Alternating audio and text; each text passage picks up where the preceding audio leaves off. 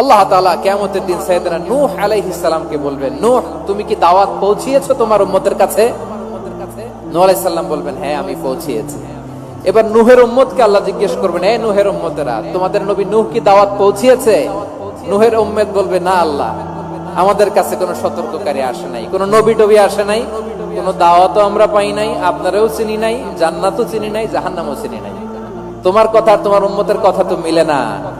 তুমি বললা তুমি আমার নির্দেশনা দাওয়াত পৌঁছে দিয়েছো, কিন্তু তোমার উম্মত বলে পাই নাই। নূহ, তোমার পক্ষে কোনো সাক্ষী আছে? নূহ আলাইহিস সালাম বলবেন, আছে। কে? উম্মতে মুহাম্মাদী। তখন আমরা বলবো, আল্লাহ নবী নূহ আলাইহিস সালাম তিনি আপনি যা যা বলেছেন ঠিক তা তার উম্মতের কাছে পৌঁছে দিয়েছে।